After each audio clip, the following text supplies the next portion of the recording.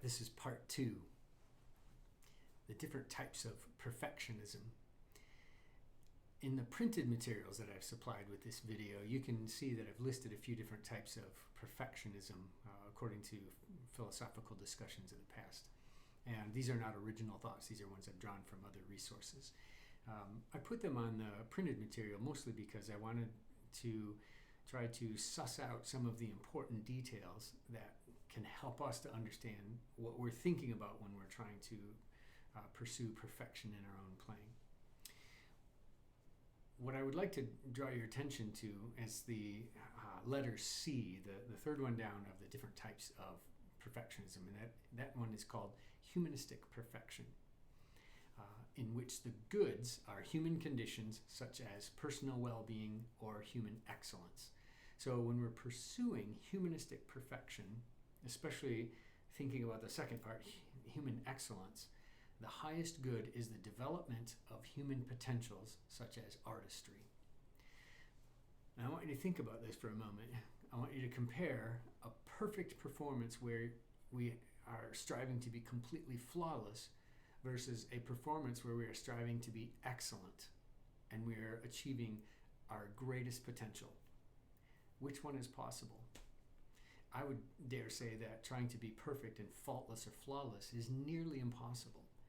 Yes, there are times when we can play a concert without missing notes, perhaps, but there's always something that can be improved. Maybe we could do better with dynamics. Maybe we could use more rubato or less or whatever. There's always something that could be made a little bit better.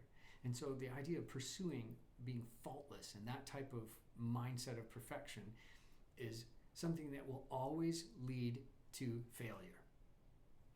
Always. It can't lead to anything else. It's like the idea of trying to count to infinity. We can no sooner count to infinity than we can achieve that type of perfection in our playing, because there's always one more. There's always something that can be improved upon, or there's always one number higher. And so I think we need to shift our mindset when it comes to playing perfectly. And instead of playing perfectly, we need to think of human excellence as what we're striving for. And so again, human excellence is a philosophical concept where the highest good is the greatest development of human potentials, such as artistry. So the greatest development of our artistry. And that allows a lot of room for each of us to be individuals and to seek our own concept of what we believe the highest level of artistry is.